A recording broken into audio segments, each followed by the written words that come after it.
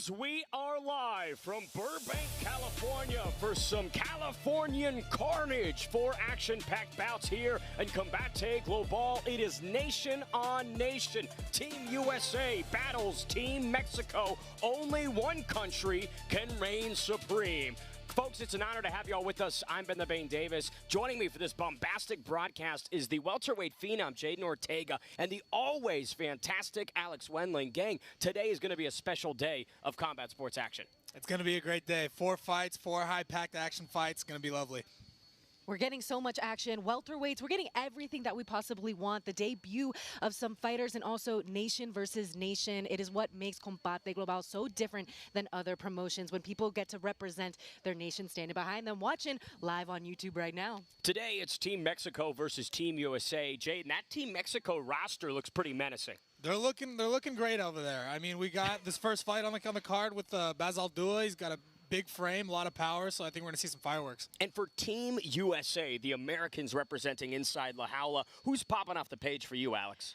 I've, of course, got to give a shout-out to the girls' fight. It's going to be Kiera Songer, who's taking this fight on 72 hours' notice, representing the state of Washington. She's coming straight out of her wrestling season, so she's ready, and she stays ready to perform for a pro debut under the bright lights in California. That's a big statement that she's going to have to make. No camp needed for the 19-year-old Jaden. When you're making the pro debut, right, you've got 72 hours' notice. What's the most important thing to keep in mind? Be aggressive as possible. This girl, Kiera, needs to chase a finish, and she needs to chase a finish fast. Here's a full look at our 4-fight card here. Combate Global, Joaquin, Garcia, and Gerardo. Bazaldua kick things off. Following them, it's Kiera Songer in her pro debut as she meets Gabriela, Little Killer Aviña. Third bout of the evening sees the Mantis, Velazquez, and Ricardo Hussein battle in the catchweight 133-pound division. And finally, it's Amin, Derakshan, and Erik, Valerio in both their professional debuts. Enough talking, let's get to the walking and send it inside to our master of ceremonies. Here's Beatrice.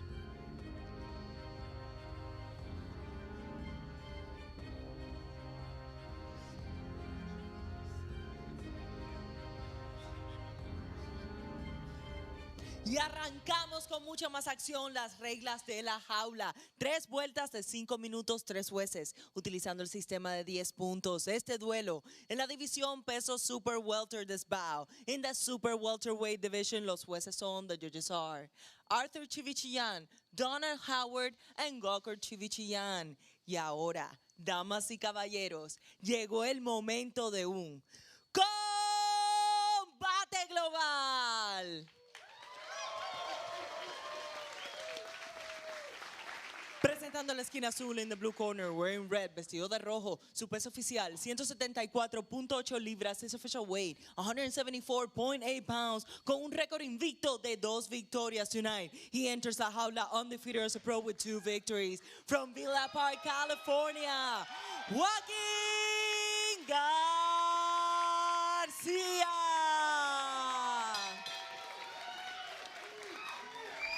Presentando la esquina roja in the red corner, wearing green, vestido de verde, su peso oficial 174.4 libras, his official weight 174.4 pounds, con un récord profesional de 6 victorias y solo 3 derrotas, with a pro record of 6 victories and 3 losses, de sangre mexicana, Monterrey, México, Gerardo Bazaldua.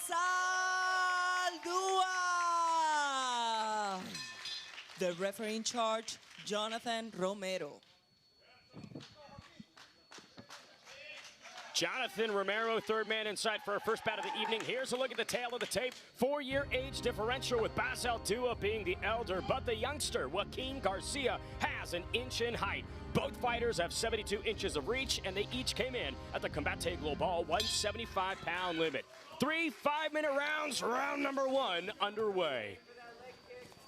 We always love the welterweight wars that take place inside La Jaula, and we have one of our stars, Jaden Ortega, being able to watch these guys very closely. I do believe one of these guys called you out if they're successful tonight, Jaden, so I know you got a keen eye on this welterweight action.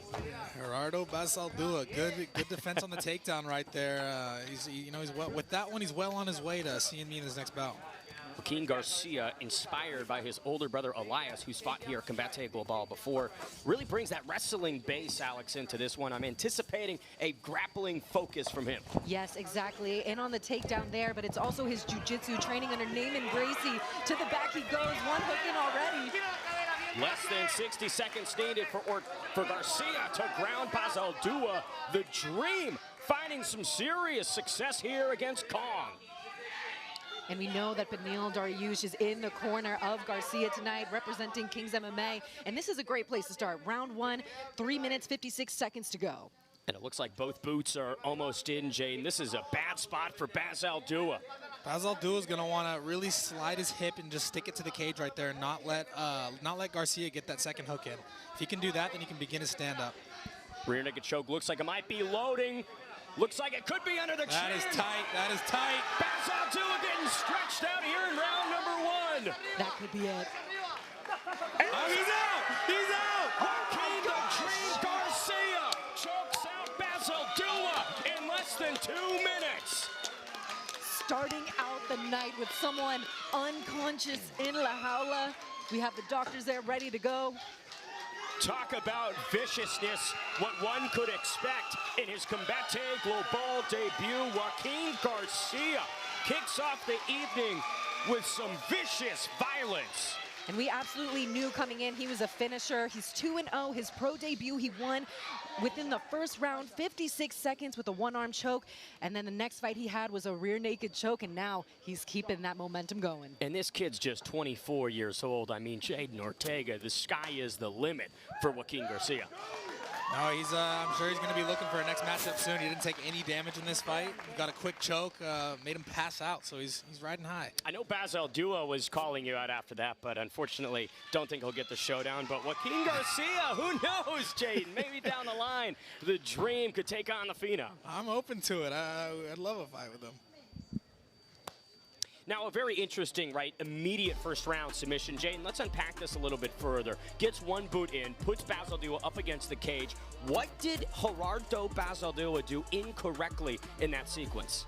He needed to have a little bit more movement from the beginning. So if he, him standing static just like that allowed Garcia to get in on a takedown, trap the legs, and bring him down to the ground. Other than that, he needs to check his hips and try to stay on his feet. But I mean, props to Garcia. He shot a takedown, missed the first one, and then didn't let that deter his confidence, and he went for another one and got it. And Alex, the biggest thing that he told us would pronounce himself about the skill set was the pressure, and boy, did he live up to that.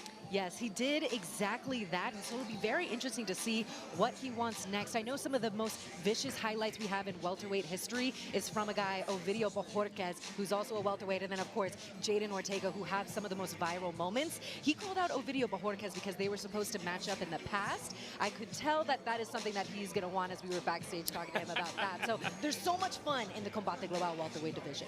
And it speaks to the maturity of the young Joaquin Garcia to understand, look, I know that there's an opponent in front of me, but this is a step in a long journey, and boy, the name's longer than the dictionary.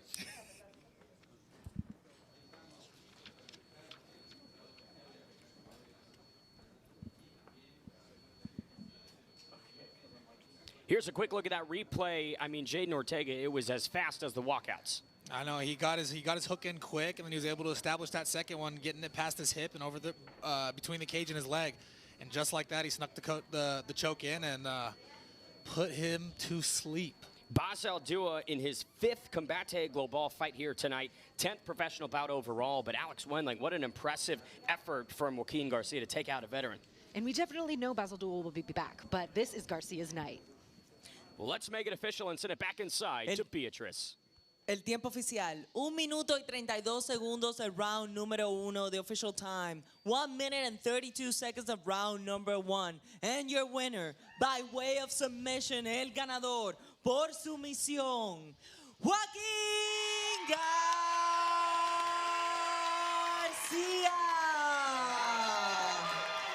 Joaquin Garcia, now 3-0 as a professional. The 24-year-old broke down all barriers in his Combate Global debut. And Jane, like you mentioned, kid took absolutely no damage. I hope we see him back expeditiously.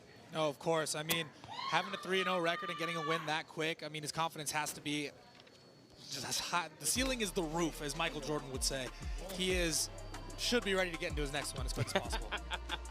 And there with Colin Oyama, you know they have some of the best training partners over there. That was light work. When will we see him back? I'm assuming very soon. We got an April 25th, May 9th card. I want to see this guy back as soon as possible. 3 bouts left on tonight's card. Next up, Kira Songer, Gabriela Aviña. After them, Jesse Velazquez, Ricardo Hussein, and all roads lead to Amin, Derakshan, and Erik, Valerio. Ooh, we love a debut. A lot of debuts on tonight's card. I believe Gerardo Bazaldua was the only individual who had prior experience in La Jaula. So an opportunity for all of these people in their initial Combate Global appearance to make a name for themselves, Jade. Of course, they're looking to get their momentum going tonight here in La Jaula. And now we're 1-0 U.S. We're going to be keeping track of which nation is going to reign supreme tonight. Now, I mean, look, we're the English broadcast team. I think it's maybe understood that, like, Team USA. We're a little biased. We have to be impartial. Here. Let's take a look at the tail of the tape for our next bout of the evening in the strawweight division. Kira Songer making her pro debut, 11-year age differential. Gabriela Aviña, 30. Songer, 19. 1 inch in height goes to the youngster, and 4 inches in reach also go to the debutante. Both came in at the Combate Global 115-pound strawweight limit. To bring in the gladiators, we send it back to Beatrice. Entrando a la jaula, Kira Songer. Over 11 years of Brazilian Jiu-Jitsu have led Kira Songer to this pro debut, but like we've harped on, no notice, 72 hours, Alex Wendling, for Kira Songer to transition from amateur to professional. Exactly, and when you have so much experience, it's really hard to get an amateur fight. That's something that she was struggling with, so when she got the opportunity to make her pro debut under these bright lights, she hopped on it immediately. They said that the only hesitancy they had is that she's a little bit underweight, but she's not letting that stop her. This is her toughest test in her words, but she's ready. The best ability is availability. Su oponente en la esquina roja, her opponent on the red corner, Gabriela Aviña. Guadalajara's own Gabriela Aviña, the little killer, 2-1 so far as a professional, has 11 years in seasoning and experience on her opponent here tonight in Combate Global. Jade, how important is that edge? Gabriela Aviña needs to come in here and really use that experience against the younger Kira Songer. She's got the experience and she's got a lot of motivation. She mentioned her daughter earlier, who's young back at home, and I think that's pretty powerful to motivate you to get a win here in La Jaula.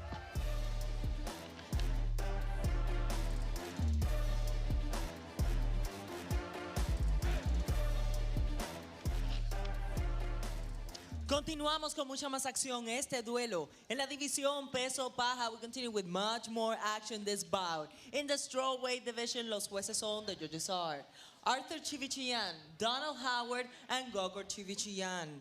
Presentando la esquina azul in the blue corner, wearing blue and white, vestida de azul y blanco. Su peso oficial, 114 libras. She tipped the scale at 114 pounds. Esta noche entra a la jaula a hacer su debut profesional tonight. She enters la jaula to make her professional debut from Washington.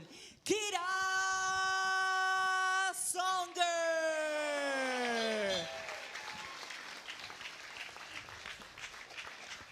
Presentando la esquina roja in the red corner, wearing green, vestida de verde, su peso oficial, 115.6 libras, her official weight, 115.6 pounds, con un récord profesional de 2 victorias y solo una derrota, with a pro record of 2 victories and only 1 defeat, de Guadalajara, Jalisco, México, Gabriela Aviña. The referee in charge, Mike Beltran. Third man inside for this one, Mike Beltran. 3 5-minute rounds at the Combate Global strawweight limit. The debut of Kira Songer and the Combate Global debut of Gabriela Aviña. All right, ladies, first round. You ready to fight? You ready to fight? Handle, let's go. Songer in the white and blue, Aviña in the all green. Yeah, it's fascinating to know that Gabriela just started this as a hobby, but then it turned into a passion. And now she has so many people at home, some people in the studio tonight here to cheer her on. But the most important is her 6-year-old daughter, like we talked about. There's nothing stronger than a mom fighting for her child, but also you add that Mexican blood. It is going to be a war in there, but they're feeling each other out so far. Songer advancing, 11 years younger. Eats a big shot there. Jaden Kidd's got a chin. I like Aviña trying to establish those long-range strikes, and then but Kira Songer doing exactly what she needed to do with that jiu-jitsu and wrestling background is close the distance, get a hold of her, and see if she can get a takedown. Songer began Brazilian Jiu-Jitsu at 8 years old because her dad, Chris, put her into it. Didn't love it at first, but as time went on, she acclimated towards it, and 2 years ago said, you know what, I think mixed martial arts is the path for me. Aviña doing a good job putting pressure on the head, trying to break Songer's posture, get herself off the cage. She's going to want to find an underhook here soon, though.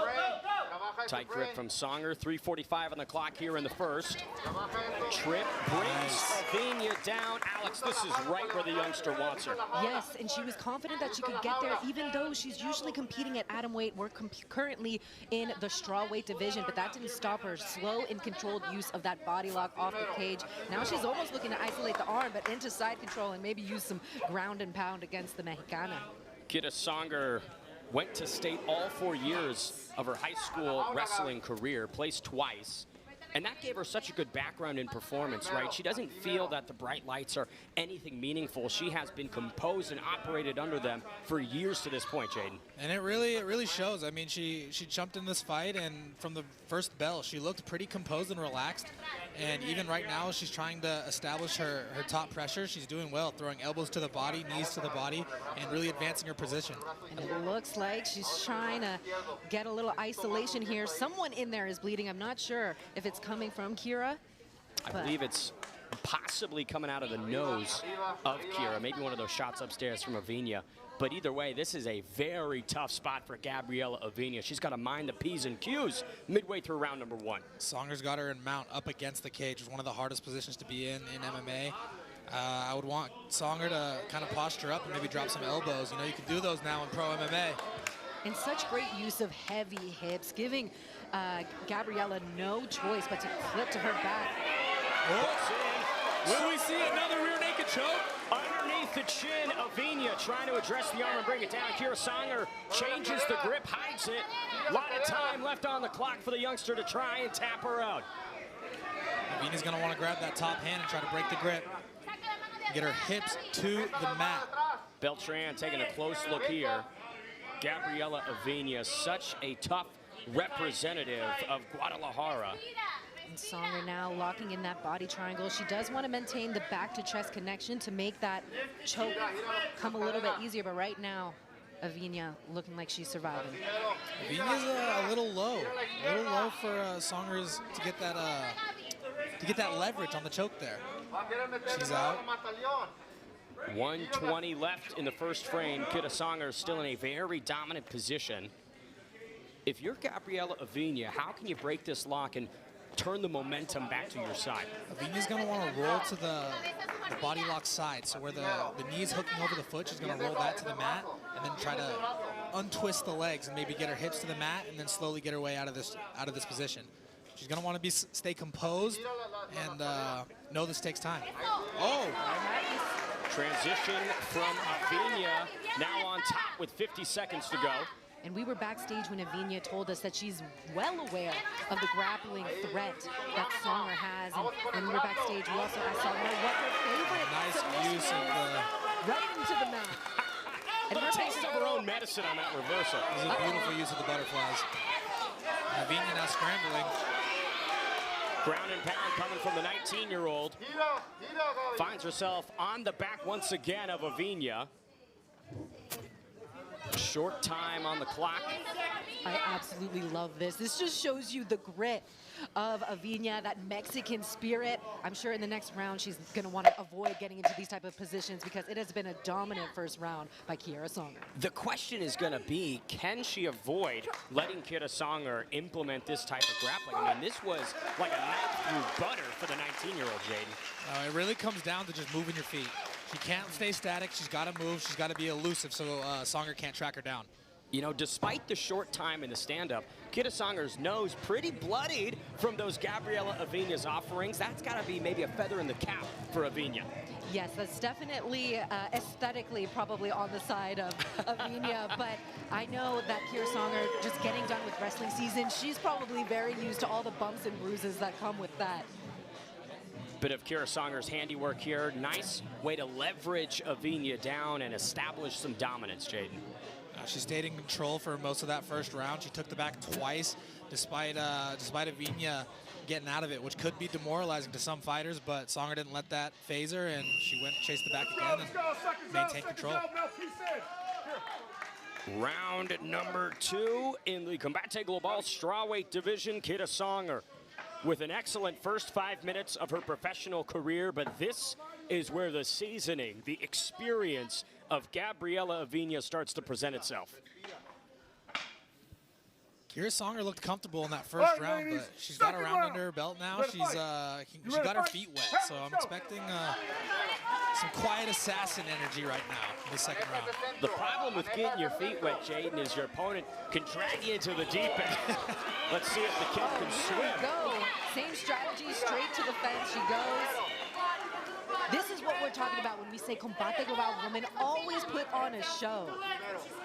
Fantastic fights always from the females, and Gabriela Aviña, a better position here for her on the cage to maybe address this grappling from Kira Songer. She's looking for the underhooks, but Kira Songer's doing a great job. See how she just keeps her hips glued to Aviña like that? Aviña has very little control of her body right now with Songer locked on her like that. Head position, hips, everything looks great, and there it is, right there. Light work for Kira Songer to once again get Aviña down. Straight into mount, and right back on the back. Both boots in under a minute into round number 2. Once again, though, Kira Songer a little bit high on the back there. A little high on the back. I mean, she doesn't have a body lock. I would say Aviña needs to look at getting out the back door right now. Gotta posture her hips up and maybe get Kira Songer to slide over the top. Little killer Gabriela Aviña, inspired in fighting again for her daughter, Giovanna. 6 years old. We talked about how inspirational and motivating that is, Alex. 100%. And yesterday when they stood face to face, you could feel the energy. Both of these girls are so sweet, but then we asked them for their final words and they said, bring it. We want to put on a show today. Songer, really great way to keep control here despite maybe that height on the back. 3:20 on the clock. Absolutely. I think what's saving her actually is those little butterflies she had. Oh my gosh, she just flattened her out. Aviña able to roll. Great scramble from Aviña. Can't let her get in the mount though. There has been awesome scrambles, but it's always been Songer that gets the best of them. She's just one step quicker in these grappling exchanges, and it's really showing out. And now she's getting closer to isolating an arm, and she doesn't even care to look for the submission. She's just letting it rain. Some elbows offered to Aviña as Gabriela again turns inwards. Finds herself back up on the feet. Few strikes on the 19-year-old on her way up. It looked like there was a moment for her favorite submission, the arm bar, but she missed it. Now she's going to have to do what she did again. The Mexicana coming in hot, trying to take advantage of her time on the feet. Songer's looking a little tired right now, and I think Aviña saw that. Big shots from Aviña in the clinch. Kira Songer trying to create some closure here and get Aviña tied down. Knee to the body. Gabriela Aviña with a comeback KO in the second round over the debuting Kira Songer. It's all about grit and durability, Alex Wendling. When it came to who could maximize it, Gabriela Aviña pounced on her opportunity. That is an absolutely crazy comeback story. The 19-year-old right now getting her wits together, but man, what a way to really show how much grit you have from Gabriela Aviña. And we talked about the experience playing such a big factor. It's in moments like that where you're exiting off the clinch, and maybe if you don't have those rounds underneath you, oh, I'll get a little unfocused. I'll take a bit of a breath. Aviña, on the other hand, knew that's the time to strike, Jaden. Of course, at the end of the day, I mean, Aviña just really, the experience showed that you can just weather the storm. If you can weather the storm early, maybe that newer opponent can gas out because she doesn't have the experience of the full 5-minute, 3-round fights. We talked to Kira Sanger about her striking because with the 11 years of BJJ, the high school wrestling background, the question was, how is the stand-up? And she said it's developing. Right now she's focusing and really, truly trying to learn and absorb it, but still a ways to go with the hands and the feet. Yeah, just 2 years into MMA now, so it really just shows how much bravery she has to even come in here on 72 hours notice. And that type of confidence, right, Jane, you're going to need that in your career to say, hey, 72 hours notice, I don't care, I'll take on anybody, anywhere. It shows some serious grit from Kira Sanger. She's only 19 years old. Sky's the limit. This is just a good learning lesson early in her career, so at least she can know now, yep, this is the one I'll lose. This is where I made the mistakes. Not going to happen from this point forward. Gabriela Aviña now 3-1 as a professional. Guadalajara zone getting Team Mexico on the board here tonight, Alex. And a little head bob with it. We are in California right now, so we got some Snoop Dogg playing, really representing where we're at accurately. And Mike Beltran, I mean, getting the applause here inside the Howla. So cool. The beard always looking good. Gabriela.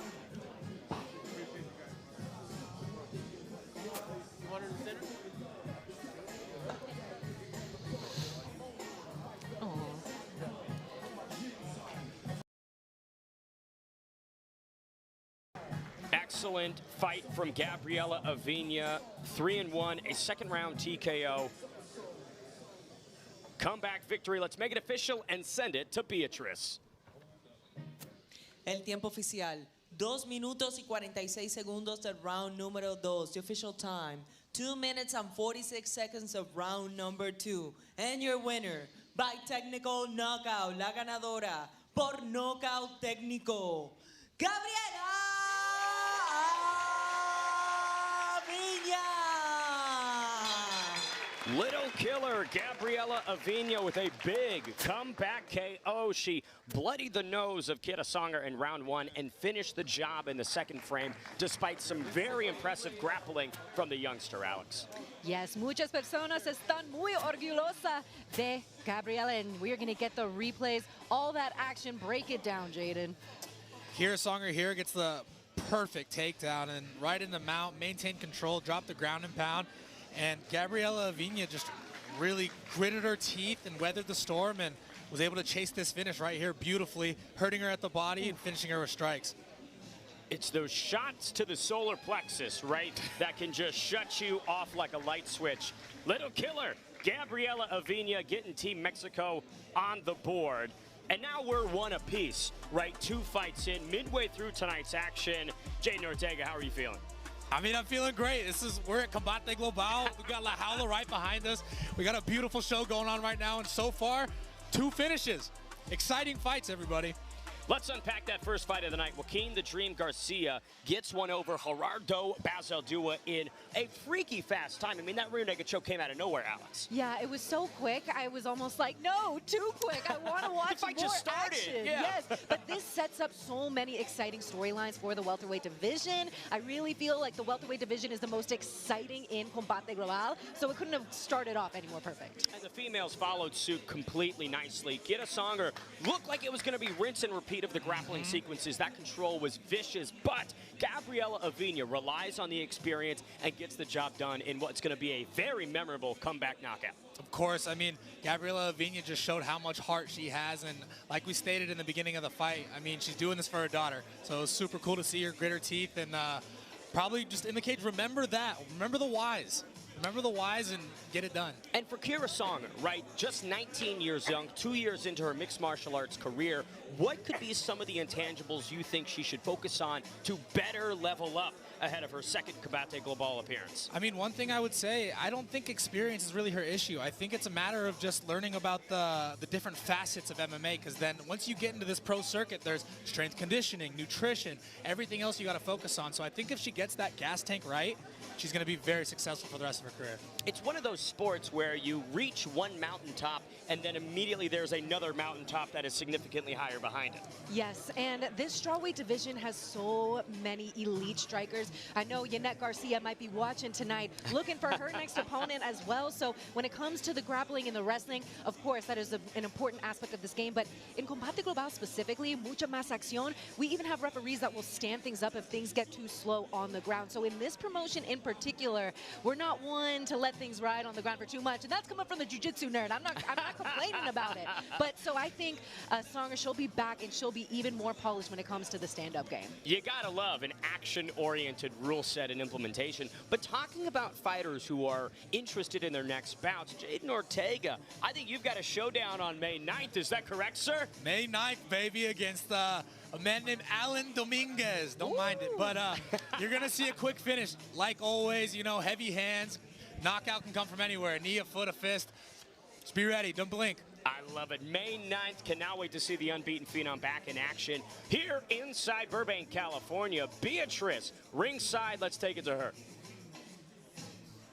In just a moment, let's talk about this next fight of the night, Alex. Before we get these two fighters out, Jesse Velazquez and Ricardo Hussein. Now, Hussein's a guy that's a wild card. Don't know what you're going to get from him, but one thing is for sure, it's going to be violent.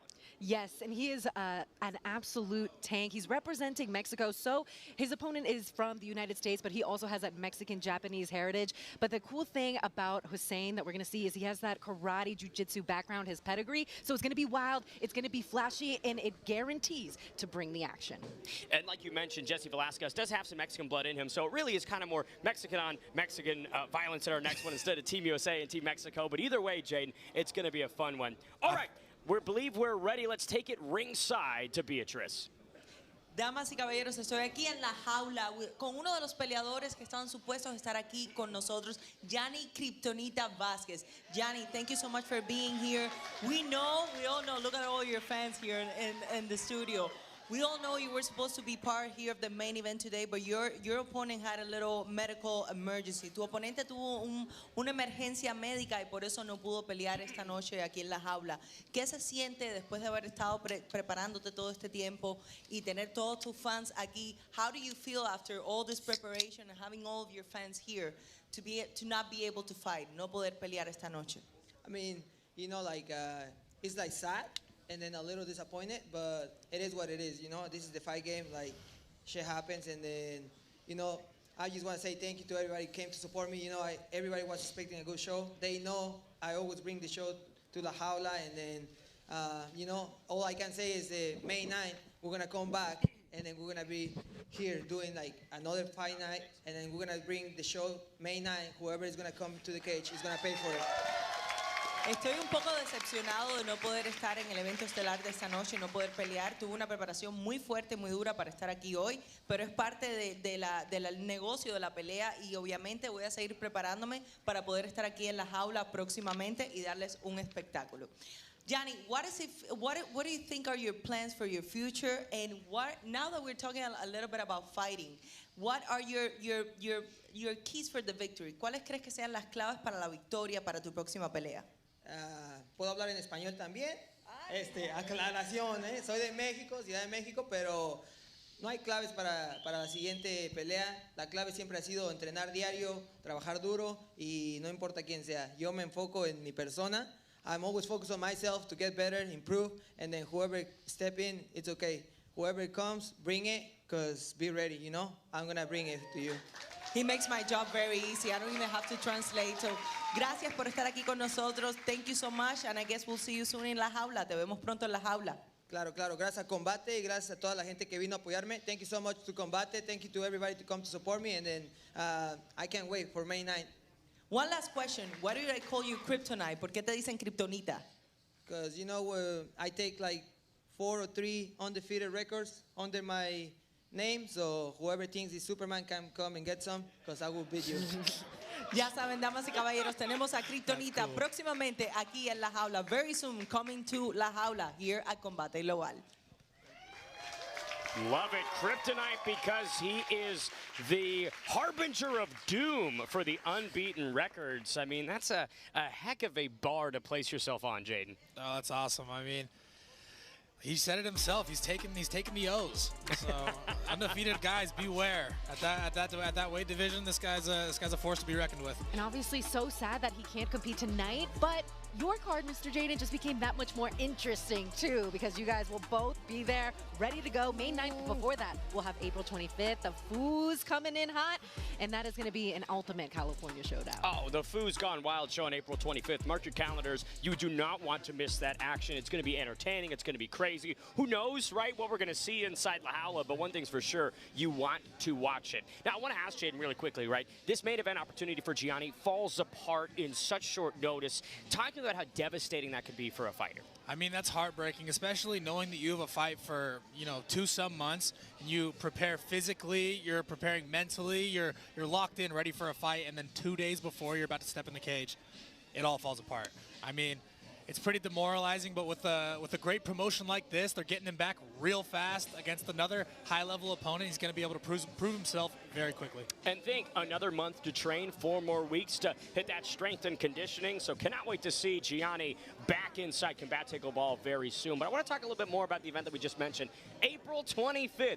Foos Gone Wild, invade La Jaula, the Combate Global experience that, Jane, I think is going to be one of the events of the year. It's going to be wild, to say the least. I mean, we're going to see some street fights, amateur fights, a little bit of everything in this cage right here. It's going to be it's perfect because we're starting off with chaos with Foos Gone Wild, and then you're going to have my card, which is going to be me, him, and it's going to be much more dialed in and high level. So you get the perfect storm of chaos and then control afterwards. It's a smorgasbord of combat entertainment. Alex, I know that you and I are both fans of the more variety style of combat, so April 25th, I can't wait for that one. I can't wait for it because you're going to have the high socks coming out, the MMA Foos. We're going to have some tortas in the house. I'm all for tortas is crazy. Positivity, okay? Fella torta over here. So, that's, we're going to have a whole big crowd representing California. It's going to be fun. Mystery, he's going to be in the building, and we have his logo all across La Jaula. He's been a great partner. I'm sure a lot of the people on YouTube follow the Instagram page. It's absolutely hilarious. So if you're ever having a bad day and you want a good laugh. And if you don't follow them at the moment, make sure you look them up and do. Foos Gone Wild, April 25th, Combate Global. You simply do. Hola, mi nombre es Ricardo Hussein y estoy aquí para pelear y para ganar. Yo vivo en Puebla, México, soy originario de ahí, entreno en la Academia Brazilian Warriors y llevo 5, casi 6 años haciendo MMA. Mi base es el karate, que hice 20 años, y este es un sueño que hoy estoy cumpliendo.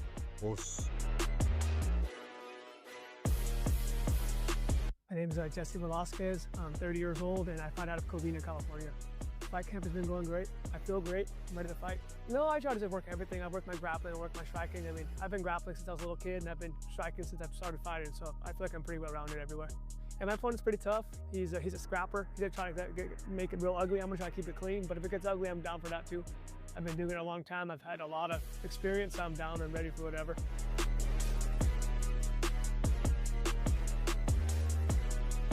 Yo veía Combate Global desde hace años y algún día estaba seguro que si hacía las cosas bien estaría aquí. Estoy muy contento de hoy poder estar acá, de pelear en esta jaula, y lo voy a dar todo. Mañana esperen un gran show. And come find out, you could expect for sure a great fight. I would love to finish it early, but my opponent's pretty tough, so I feel like I might go a little longer. But I always do well in the fights that get into deep water anyway, so it's gonna be fun. Estoy aquí, estoy listo, vine por lo mío y lo voy a dar todo. Yeah, thank you to everyone I train with, all my coaches, all my teammates. Hope to see you all out there. It's gonna be real fun. Folks, here's a look at the tail of the tape for our third bout of the evening. 3-year age differential. The Mantis, Jesse Velazquez, 30 years young. Ricardo Hussein, 33. Big height discrepancy with Velazquez having 5 inches on Hussein. He will also enjoy 5 inches in reach. Both came in at the Combate Global 133-pound catch weight limit. To bring in our gladiators, here's Beatrice. Entrando a la jaula, Jesse Velazquez. Talk about a superstar in motion. Jesse Velazquez, a guy that brings such a well-rounded style, BJJ-centric, but Alex, he's got a really strong Muay Thai base. Yes, he does. BJJ black belt, and he's also online known as Super Saiyan because he likes to channel that Dragon Ball Z energy. We were backstage and we talked about which fighters inspired him to get into the mixed martial arts world. He brought up Bob Sapp versus Big Nog. So let's see if we see any power bombs tonight.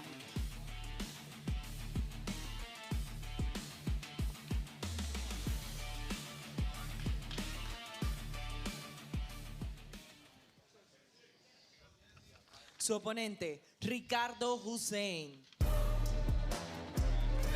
Ricardo Hussein, the Bulldog from Mexico City, Mexico. A wild child, brings everything into the cage. But boy, tonight La Jaula is going to run red with Hussein. Hussein is coming in with a creative mindset. I mean, he's a wild fighter that has a lot of weapons, and it was cool seeing. I mean, this guy's got the crazy eyes going. He's jumping around, hitting ab workouts 10 minutes before the fight. This guy's ready to go. Unlimited cardio. You can see he's got the mullet. Business in front, party in the back. Ricardo Hussein trying to find his 4th professional victory here tonight in La Jaula. I'm excited for this one. And just knowing that Hussein fights for a better life, better family, you know you're going to see a lot of passion inside La Jaula coming up. Continuamos con mucha más acción este duelo. A un peso pactado de 133 libras, we continue with much more action this bout. At a cash weight of 133 pounds, los jueces son, the judges are Arthur Chivichillan, Gokor Chivichillan, and Donald Howard. Presentando la esquina azul in the blue corner, wearing blue, vestido de azul, su peso oficial, 133 libras. He tipped the scale at 133 pounds even, con un récord de una victoria y solo una derrota. With a pro record, 1 victory and 1 defeat. From Pasadena, California, Jesse Velazquez. Presentando la esquina roja in the red corner, wearing red, vestido de rojo, su peso oficial, 133 libras. He also tipped the scale at 133 pounds, con un récord profesional de 3 victorias y una derrota. With a pro record of 3 victories and 1 defeat. De sangre mexicana, Mexico City, Mexico, Ricardo Hussein.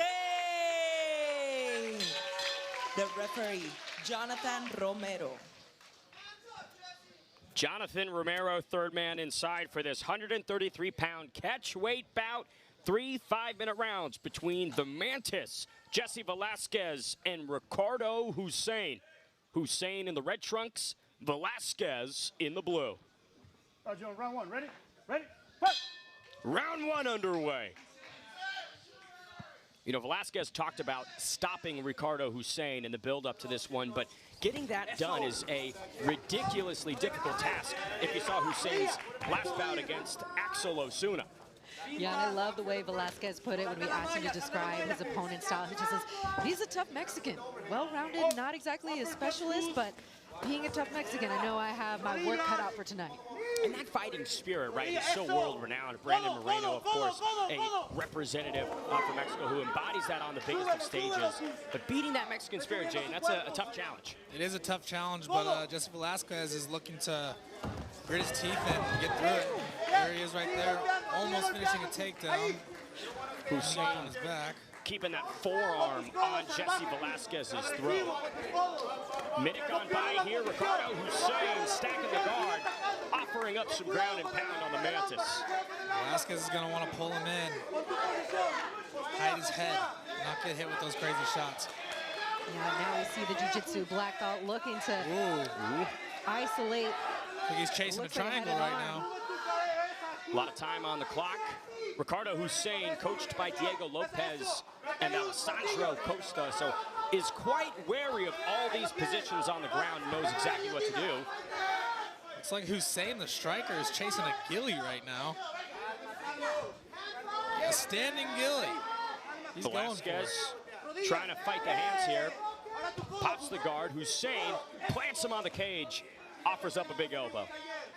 I think it would serve Velazquez well to stay at that range. It was working, the long-range punches and staying away, but I know he likes that BJJ. Yeah, he is an IBJJF Nogi champ at the blue belt level. He is now a black belt and training out of C MMA Fitness and Fight Academy for his striking. But I agree with you, Jaden. It was a lot of fun with that when they were on the feet.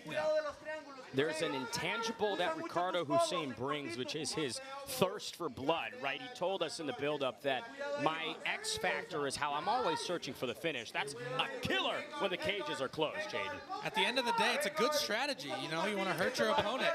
Inability, like, don't let him be able to even hit you back. Velazquez once again throwing up that triangle effort. Maybe more to just control posture, Alex. Yeah, and not get grounded and pounded to the face. Hussein has been coming in hot. A dominant first 2.5 minutes for Ricardo Hussein. Both fighters Combate global debuts. Ooh. He's locking in a little more right now. Hussein's gonna want to roll through that. Roll through. But will he roll through? He's doing a good job controlling the hips. You don't see omoplatas get hit very frequently, Alex. Yes, especially after they're slippery, but in the first round, the likelihood is much higher than later on. To finish this omoplata, Velazquez is going to need to put some more pressure on that shoulder and get his hips out just like that. It's tight. It's tight. Will the Mantis hit an omoplata in round number 1? That becomes the question. A lot of twerking on the elbow. Hussein pops it out. Wow. That shoulder mobility just saved him, and now Velazquez quickly to the back. He's not out of danger. 1:30 on the clock. Hussein tries to spin in. Big reversal for Ricardo Hussein, Jason. Just like that, a great scramble right into dropping elbows. Directly on our Foos Gone Wild canvas sponsorship. Once again, mark those calendars, April 25th. And that's the type of durability that Ricardo Hussein promised he would bring into Combate global. If you want to stop Hussein, you might need a 50 caliber. Ooh, it looked like he was fishing for that knee bar just then. He's sneaky with some of these entries, but now into the guard of Hussein. Beautiful action from these fighters. Elbows to the midsection from the Mantis. He's been training in Brazilian Jiu-Jitsu since 2009. So nearly 16, 17 years now of BJJ. He's in half guard right now. He's going to need to get that leg through and try to get into a mounted position. 30 seconds to go. This has had more momentum swings than a grandfather clock. Hussein doing a good job of controlling those arms, making sure he doesn't take too much damage while he's down there. Hussein, some up kicks offered to the Mantis. Velazquez expertly avoiding them and getting to the back once again on Ricardo. Some great submission looks and attempts from Velazquez, but we're gonna go into the second round. High pace to kick things off between our two catchweight combatants. Jesse Velazquez, Ricardo Hussein extend to the second frame, and that's a tricky one to score in some senses, Jaden, right? Because it seemed like the significant damage was all with Ricardo Hussein, but in terms of dominance, right, and positional control, Jesse Velazquez found that back quite frequently. Yeah, I would say Velazquez got the points there on the control factor of this first round, but Hussein did a good job of every single time he ended up on top. He dropped a couple elbows, dropped some ground and pound, and was able to do a little bit of damage to Velazquez. Jesse Velazquez showing some real BJJ intuition going for the omoplata. You mentioned the knee bar. Alex, talk to me about this guy's grappling. Yeah, it has been beautiful to watch. I know the squad that they have at Team Oyama is really, really top tier, and you're just getting so many different looks, so many different body types, and that's why I love SoCal MMA in general. I feel like they put on the best shows, and I feel like the energy with the audience right now is really appreciating that. Round 2, ready? I think to start this second round, Jesse should, like I said earlier, stay at that range. He's got those long arms. It's going to be hard for Hussein to find himself inside. And you can hear Jesse Velazquez's corner yelling to him that that was Hussein's best round. They believe that the cardio is not going to be with Ricardo Hussein in his second frame.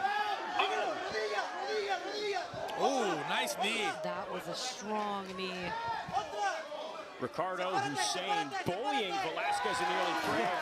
Excellent move from the Mantis to plant Hussein on the canvas. What a way to reverse the knee coming at him, because at first it looked like Hussein was getting the most of reversing positions, but man, BJJ black belt really making use of it, and now tying up the legs and putting the pressure on. 4:15 left in this second round. A lot of time on the clock for the Mantis to work. Jaden, we see this grappling position so frequently, tying up the legs, isolating that lower body. If you're Ricardo Hussein, what do you need to watch out for? Dagestani leg tie. It's hard to get out of. I mean, he doesn't want to let Velazquez posture his head up and get it under the chin. But he did a good job standing up like he just did right now. He's going to want to get his hips away so he can work on the leverage to break that grip. Hussein, like a great white shark caught in a cage, is just going to thrash his way until he's free. And this bout is a 133 catch weight. Usually Velazquez is that flyweight, and that's just amazing to me because he's 5'9". Like, he's a big guy, so he's really able to get the most out of these positions. I'm 5'9", and I wish I was 133, Jane, I'll tell you what. Maybe someday. Maybe someday, man. Velazquez goes a little high, falls forward. Ricardo Hussein trying to maximize and capitalize. But Jane, it might be wary of him to separate as he leaps into full mount. Hussein's going to start raining down with that ground and pound. It'll serve Velazquez well to try to get a hold of him and hold him close so he can't posture up and rain those heavy shots down. And to me, it was unclear if he conceded being on his back because he's so confident in his jiu-jitsu, or if he's a little bit more on the tired side. But we'll see what he's able to do with this half guard. I feel like he's had so much success in his entries in the first round that maybe he's like, hey, let me play possum and get him into the guard. He's kind of been bending the rules a little bit, pushing the envelope, the wild card from Mexico. At least, at the very least, fulfilling that promise for violence that he told us he'd bring. Being a jiu-jitsu practitioner against an explosive, crazy striker is a little dangerous sometimes. If you can't always be that comfortable on your back. I think he's going to want to get his back to the cage and try to stand himself up. 2:15 on the clock. Velasquez again trying to go for that left leg of Ricardo Hussein. Looks like he's chasing another triangle right now. He doesn't quite have the angle there. He's going to want to pinch those legs and see if he can break Hussein's posture. Couple elbows to the orbital from Velasquez on bottom, continually redoing the grip over and over. People think it's about grabbing the head. It's not so much. You really just want to pinch those knees together to close the distance between the shoulder and the head. And then right there, you get the angle and you can slide those legs into place. But good on Hussein getting out of that attack. Hussein, again trained by Diego Lopez and Alessandro Costa. If you're going to submit him, it's going to take an otherworldly grappling effort, Alex.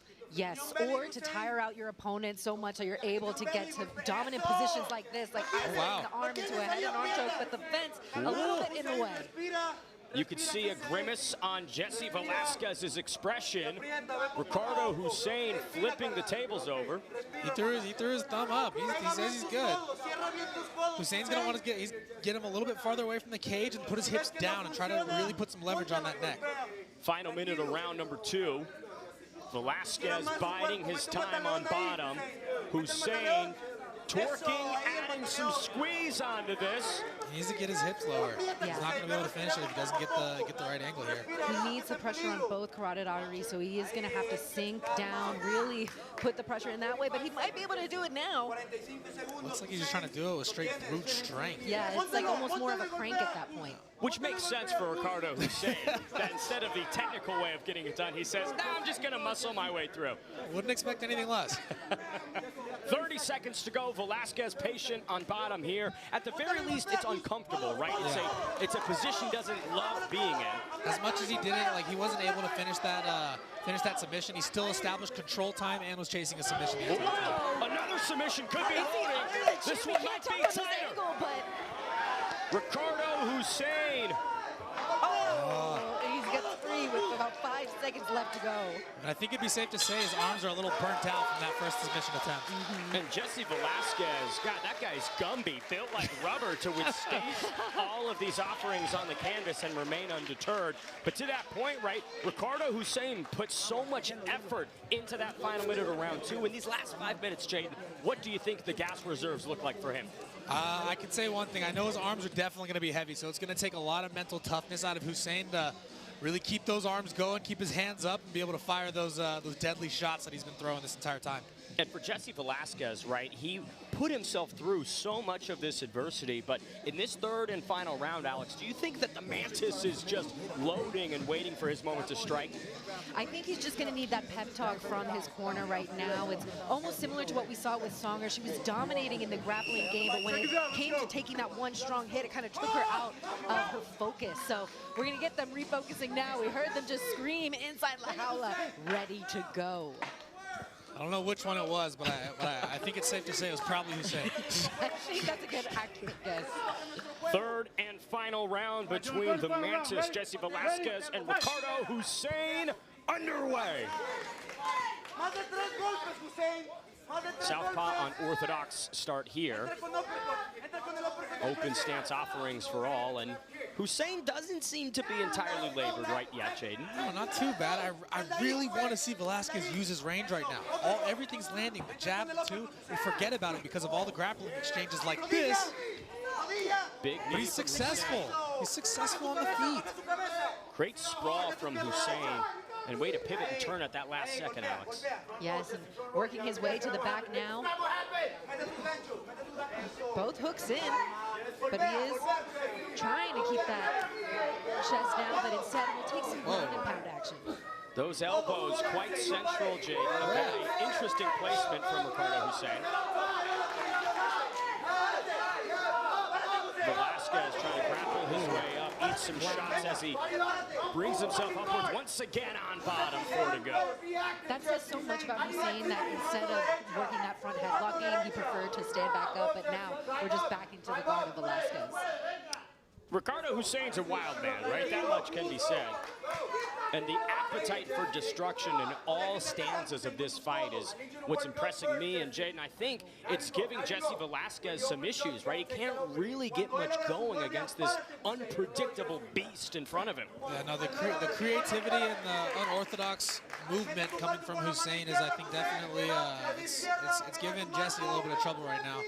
And as much as being a jiu-jitsu practitioner and so comfortable on the ground on her back, you are giving up a lot of control time being in this position. But right here, he's chasing another submission right now.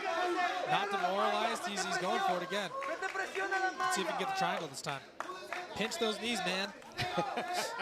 And it kind of just goes back to what Jaden said in the first round of wanting to see Velazquez do more on the feet, because when you have a guy like Hussein that is pretty loco, you got to imagine even if you do get a submission attempt, like an armbar, he's still the guy to probably let it pop a few times and work his way out because he's literally so crazy fighting for his family, friends. So, you know, it would probably be in the best interest for Velazquez to get back to the feet, but, you know, he's the one in there, not us. Maybe he feels like his advantage is to find a submission over here. Yeah, I think you'd have to rip his arm off. That's my thought. I think you'd have to separate a limb. And even at that point, it might not be enough to stop Ricardo Hussein, because he'd say, hey, look, I got another arm. He'll definitely keep trying to fight. You got to take that guy's heart to get him out of the cage.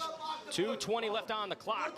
The Mantis, Jesse Velazquez, just does not seem to have a deep enough bag of tricks, right? Continually going back to the well on that triangle effort, which Ricardo Hussein, he's passed that test every single time, Alex. Yeah, and there's so many people at home that might be saying stuff like, oh, just stand up, or why haven't they been having anything? If you've actually been in there and you know how tired you are, I can see why they're staying on their back. But Jaden, what is your take? If you were on top right now, what would you be doing there?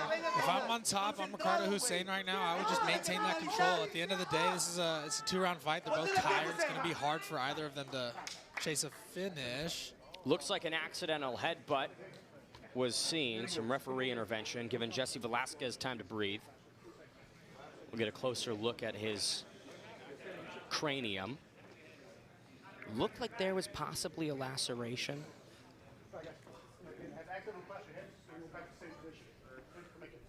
Yeah, definitely caused a cut. Seems like they're resuming in the same position right now, which... for Jesse Velazquez, probably thinking, oh, darn. Yeah, gosh, hoping they would stand each other up. But Hussein back in that controlled position. I think if he just rides this out, stays there, drops a little bomb here and there, connects with an elbow or a punch every once in a while, I think he can run away with this one here. We got some blood from the forehead of Velazquez that's going to be going very matching with the blood of the Foo's Gone Wild background. That might be just paint, but in La Jaula, it symbolizes blood. Hussein dropped crazy shots right now. Velazquez is really trying to control that arm. The motor just simply did not give out for Ricardo Hussein, right? That gas tank was quite deep, and I think Jesse Velazquez expected Hussein to fade, but the guy's only gotten stronger as this one's prolonged. I mean, after squeezing a choke that hard for that long, I mean, any normal person would have their arms burnt out. But this guy, he's not normal. He's not normal. 20 seconds to go. Ricardo Hussein cruising his way through in his Combate Global debut, in all likelihood sealing the deal on his 4th pro victory. Oh, wow, that was a good shot. Didn't get the finish maybe like he expected, but a very good, well-rounded effort as he brings the Mantis up for the final moments of the 3rd round. I think the Mantis has to chase a finish here. He's going to want to blitz and see if he can land a big shot to put Hussein out. He's going to have to point to the floor and just say, start throwing bombs. He's got the same build as Max Holloway. Look, guys, I'll tell you, I don't want to see any fighters do the point to the ground except for Max Holloway. You're not Max. Do not do it. Fair enough. Final 10 seconds here. Jesse Velazquez doing very little with that final frame on the feet. You can see Ricardo Hussein celebrating. What a great effort from him tonight in his Combate Global debut. Alex, it was quite impressive. It was quite thorough. Defended all those triangle attempts, defended the omoplata, and had too much gas in the tank. I mean, this guy did not stop for 1 second. Yes, and this is so exciting for the bantamweight division. There's been so many strong bantamweights that came through Combate Global, so it'll be very interesting to see how these guys match up in future bouts. Business in the front, party in the back, but all action inside La Jaula. Ricardo Hussein took what the Mantis gave him and said, look, I can give you a little bit more, Jaden. Oh yeah, Ricardo Hussein, I mean, he pushed the pace as he would do. I mean, that's his personality, that's his fight style, and he was able to ride out the rest of the fight on top and keep dropping elbows and, you know, do enough damage. And I think personally that he might have taken this one home. I completely agree that Ricardo Hussein, in all likelihood, going to get the nod on the scorecards. But I want to isolate a specific sequence that we saw over and over again. Jesse Velazquez continually throwing up that triangle when Ricardo was on top. Alex, how could he maybe have finished that position? Yeah, if he would have just gotten the angle, I know it's easier said than done, but trying to break the posture down, really shoot the hips to the side so you have more of a forelock. But the cage seemed to be in the way quite a bit, and he couldn't get it done, but still great attempts, just not enough. If you can't pitch the knees, Jaden, you're not going to be able to finish the triangle. The definition of insanity is doing the exact same thing many times and expecting a different result. This guy never pinched the knees a single time. And that's ended up being the downfall to that triangle attempt. To all of you watching back home, if you're going to do a triangle in front of Jaden Ortega, you better pinch the knees. I mean, that is just unquestionable. Especially with those shoulders. No one's getting a triangle on this guy, let me tell you. He doesn't have a neck. It's impossible.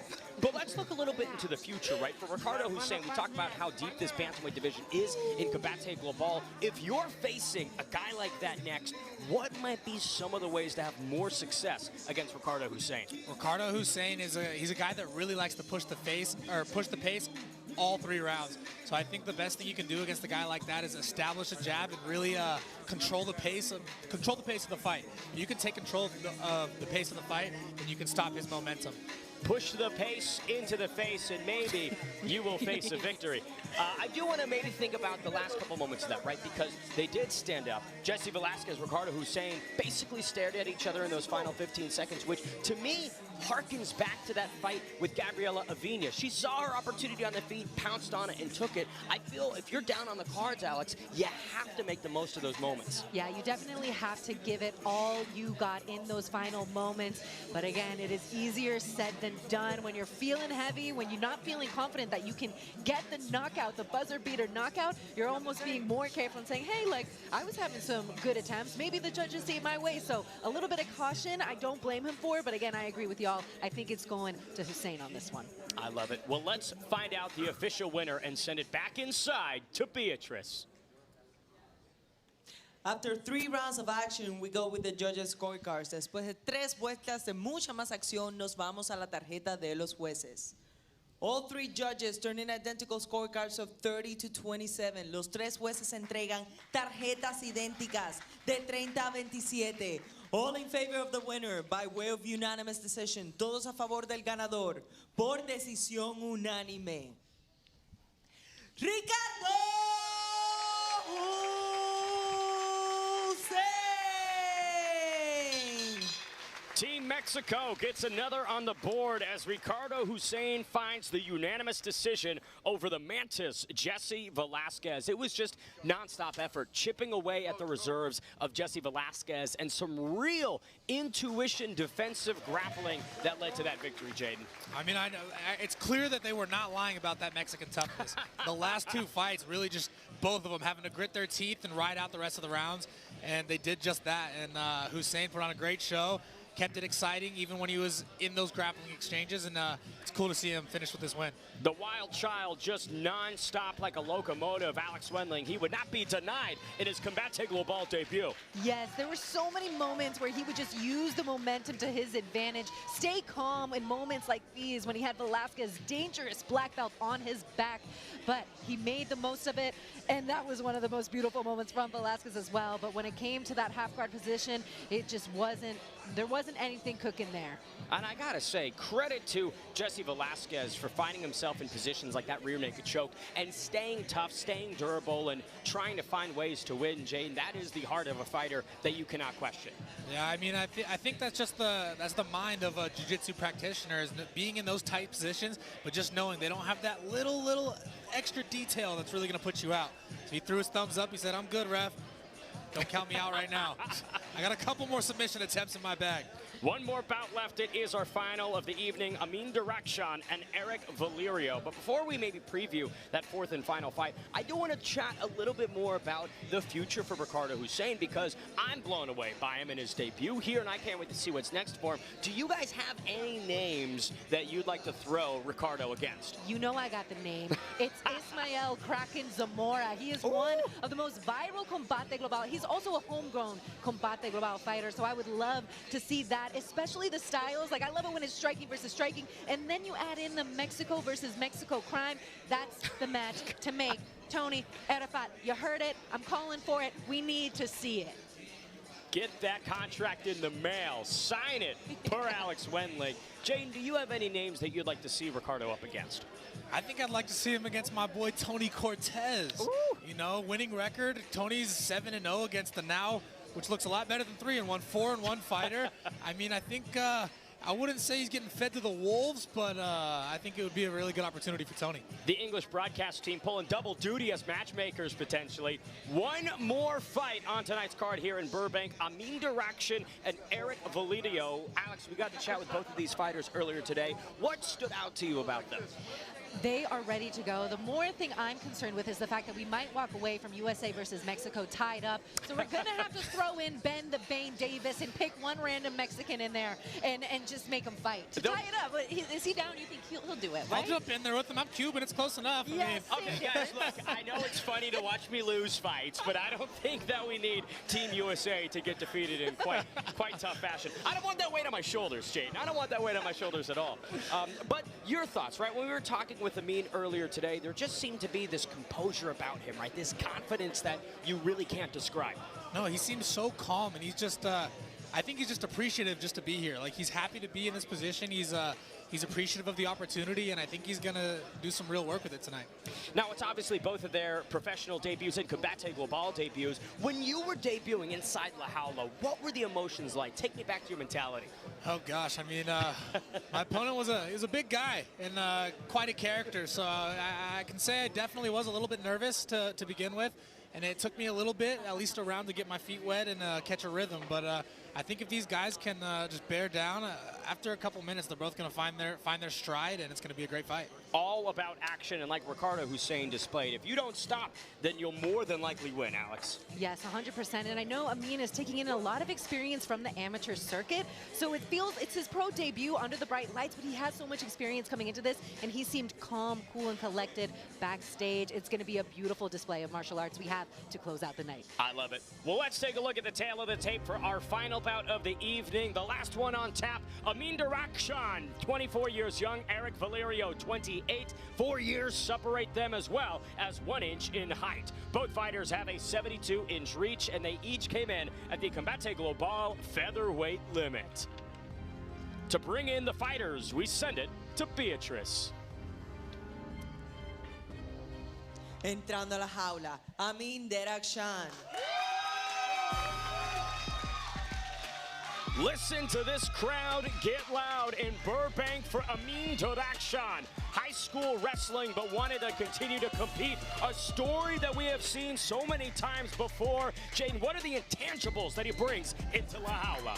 I mean, I can say one thing. I did a little bit of Instagram diving, and this guy has got some sneaky power. So I think we could definitely see a little bit of sneaky striking from this self-proclaimed wrestler. You cyber-stalked Amin Derakshan. I had to. That's where you get the most information, is the Instagram profile. How do you think I know so much about you? Erik Valerio. Erik Valerio began mixed martial arts as a hobby, but now it is a full-time job. Alex Wendling, the biggest opportunity of his career here tonight in La Jaula. It is definitely a full-time job for him, but he's still going to the University of Chihuahua to study nutrition. He has his sister and mother in the building tonight to support him. So he was also stoic in the back, just ready to get the job done. And it's going to be an interesting stylistic matchup between these two in a perfect way to end the Combate Global night. Guadalupe, Leon, and Alexa in the crowd for Erik Valerio. We'll see if the family motivation can summon a victory. Continuamos con mucha más acción este duelo. En la división peso pluma, we continue with much more action this bout. In the featherweight division, los jueces son the judges are Arthur Chivichian, Gokor Chivichian, and Donald Howard. Y ahora, damas y caballeros, llegó el momento de un combate global. Presentando la esquina azul, in the blue corner, wearing blue, vestido de azul, su peso oficial, 145 libras, he tipped the scale at 145 pounds. Esta noche entra a la jaula a hacer su debut profesional. Tonight, he enters la jaula to make his professional debut. From Irvine, California, Amin Derakshan.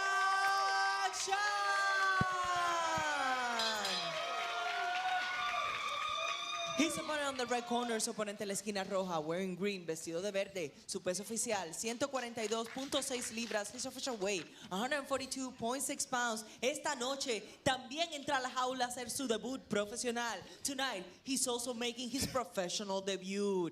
Via Chihuahua, Mexico, Erik Valerio. The referee in charge, Mike Beltran. Mike Beltran, third man inside for our final bout of the evening. Pro debuts on both sides. Only one can be successful.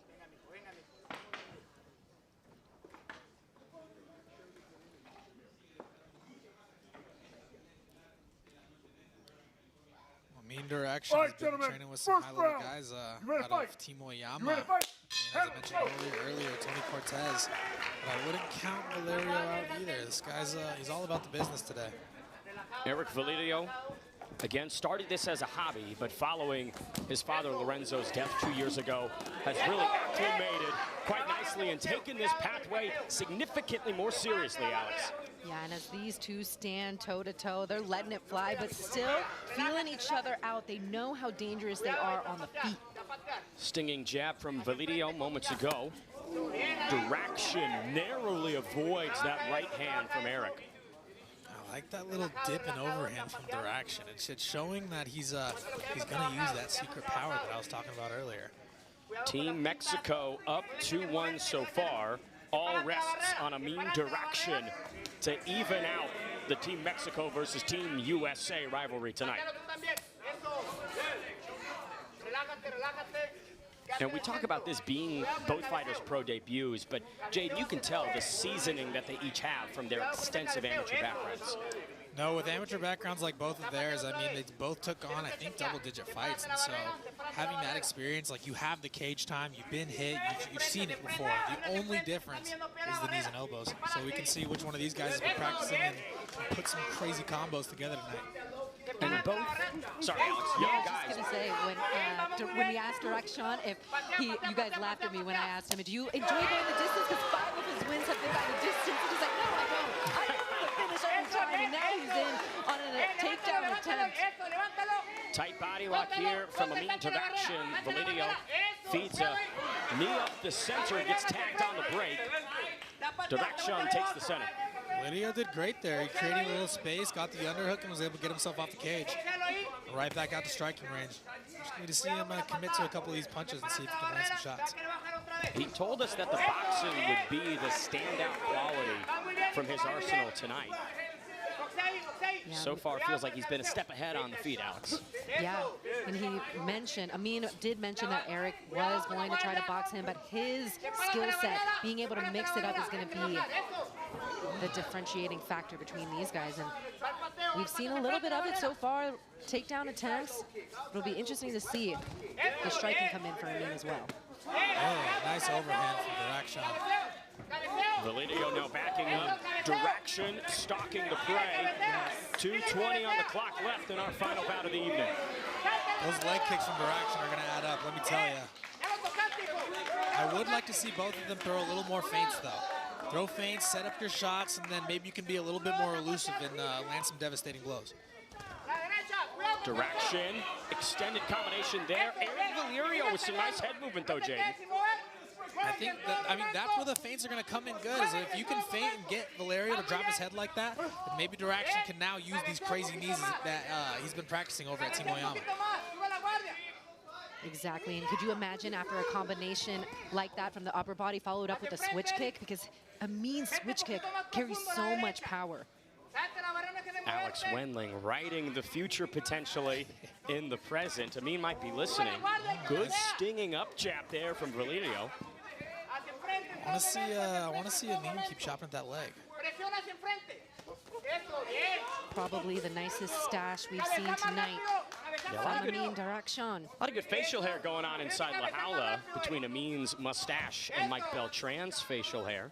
That's why I had to shave mine. I showed up with one, and these guys just put me to shame. So. I can't even grow one, James. So. Final minute of round number 1, Amin Derakshan. A lot of pressure as he throws that switch kick right into Valerio. Oh my gosh, I'm starting to love it. Jaden, you called for it, the face, a little more front foot movement. I love it. And a lot of backwards movement from Valerio as he eats another leg kick, Jaden. Keep chopping at that leg. It's going to serve him well. Good exchange from both fighters there. Big left from Derakshan. Oh! Brings it down! Amin Derakshan trying to stop Valerio in round number 1. Erik Valerio. Nice elbows. Wow. Look at Valerio withstanding that storm. Wow. Durability from the Mexican representative, Chihuahua's own. These guys are trading. And he's down, Amin Derakshan. First round TKO in his pro debut. An absolute statement. Backstage, I asked him what would getting the finish mean tonight. He said it would be a testament to all the hard work he's put in. And wow, what a statement in your professional debut. A tsunami of strikes to find the finish. Amin Derakshan forced Mike Beltran to get him off Erik Valerio. That was an absolutely beautiful finish coming from Amin Derakshan. I mean, seeing him go to the body like that, it was giving flashes of Tony Cortez. He got his finish from the body the last fight too, so you can definitely tell he's been putting in the right work. And it really all got started because of those leg kicks. It started to bother Erik Valerio, make him more of a stationary target, and that is right when Amin Derakshan started to tee up. Exactly. I mean, if you're worried about those legs, you're going to start dropping your hands. You're going to try to get that leg out of the way, and Amin Derakshan took over and noticed that right away and threw the overhand, dropped it. And he didn't have to rely upon it too much, but don't get the striking excellence twisted, because he's got that wrestling base, Alex. This is a complete mixed martial artist. Yeah, when you represent the country of Iran, you know that you have high expectations as a wrestler, and he is now just taking in the moment. Tony, our matchmaker, not surprised that he was able to put on such a show tonight. Amin Derakshan said that Erik Valerio would not have enough for him tonight, and boy, was he right. A first-round demolition job from Derakshan. Couple replays of that TKO. Jaden, walk me through all of this excellence from Amin Derakshan. Here we go. There's Amin Derakshan showing off his wrestling prowess, letting him know, like, hey, man, I can take you down. Those leg kicks were adding up. I know those are going to hurt tomorrow. Derakshan withstood all the little shots that Valerio was throwing, and he ended up connecting with that nice little left hand that dropped him and ultimately led to the finish, where he attacked the body, and it was over from there. Amin Derakshan swarming, dedicating those shots downstairs. Alex Wendling, he buttered up those ribs like the 4th of July. He really did. When it came to being inside the pocket, he started just taking advantage from the jabs, the hooks, and then the final TKO. It was beautiful work. And this is a guy that is going to college for public health. He says, the main thing I want to do is fight, but he has that as a backup plan. I don't think he needs a backup plan with a pro debut like that. The question is now, what is next? He might be studying public health, but tonight he's a public menace. Talk about damage that he delivered in La Jaula. And Jaden, winning your Combate Global debut, the emotions associated with that on full display from Derakshan. This guy's got to be he's got to be on top of the world right now. I mean, finishing a fight in your pro debut in that fashion is just, I mean, it's impressive. The guy impressed everybody in this room right now, and I'm happy for him. Everyone's happy for him, and I'm sure he's feeling the love right now. And a very competent opponent in Erik Valerio, right? You saw that boxing. He was able to touch Amin at the end of those shots, right? It was very competent striking, but that pressure, right? That is the water that erodes all of what Erik Valerio was trying to do. All right, for the official decision in our last bout of the evening, let's send it back inside to Beatrice. Referee Mike Beltran stopped this bout at 4 minutes and 44 seconds of round number 1. El referee detuvo la pelea al minuto 4:44 del round número 1. For your winner, by technical knockout, el ganador por knockout técnico, Amin Derakshan.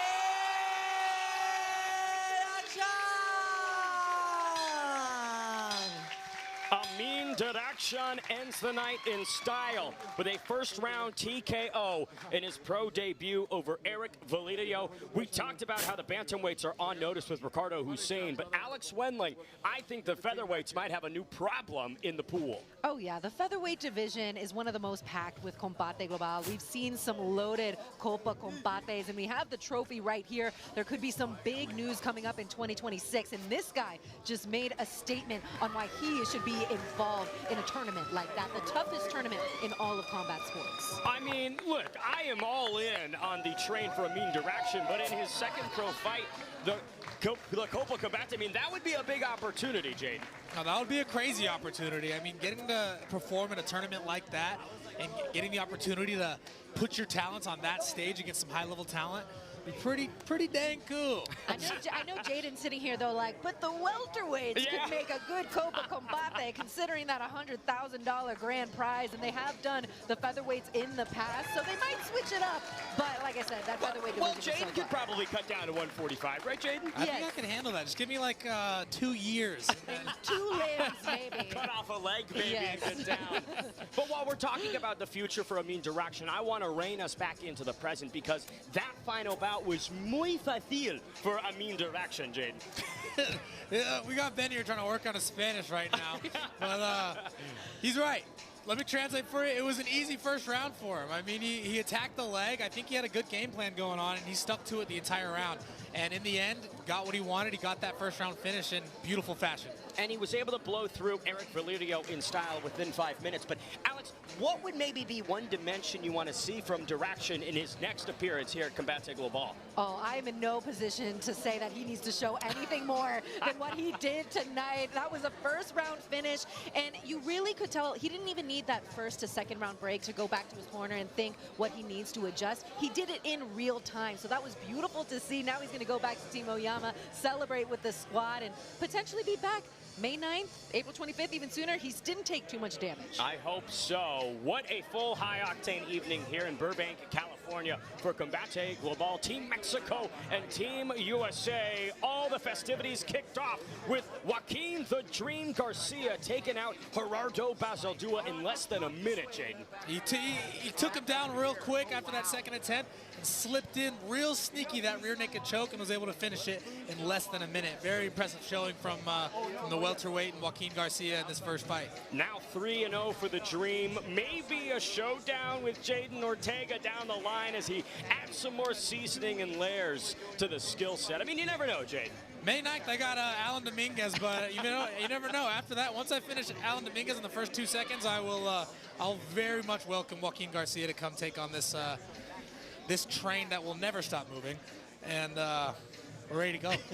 We trimmed down from the welterweights to the women's strawweight division for the pro debut of Kira Songer, but tonight belonged to little killer Gabriela Aviña, Alex. Yeah, what a story for her. I mean, Songer was just dominant for that first round, even part of the second round in the grappling game, but when it came back to really putting the pressure and getting the opportunity on the feet, she made the most of it. But let's just take a look at some of the action that we saw from our 19-year-old superstar on the rise.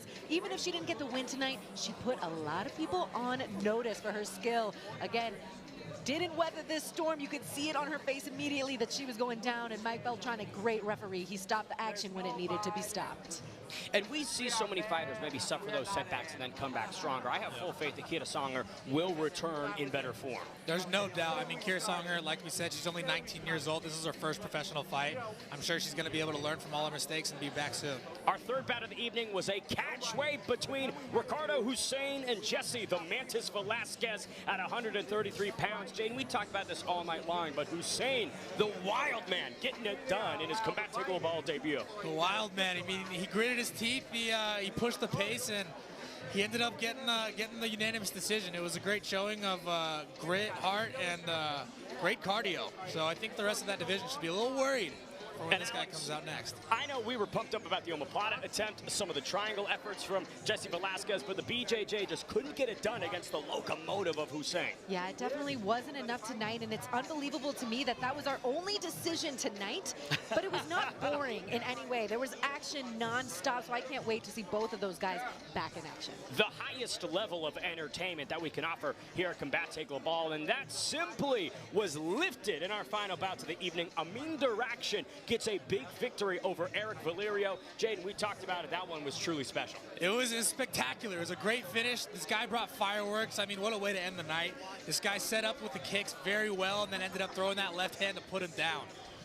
Just simply stunning, Alex. It was a beautiful night of action. I've worked for various different promotions, and we always say if we could get a 60% finish rate, that's a successful night. Your fighters are doing what you want to do. Well, guess what, guys? Tonight, we had a 75% finish rate. That is doing Combate Global, right? Mucha más acción all night long. Muy perfecto, baby. And I will say, with that victory, it is tied 2-2 apiece. So Team USA and Team Mexico might need to run back this rivalry to determine it here Absolutely. in Burbank, California. Jane Ortega, final thoughts on the evening.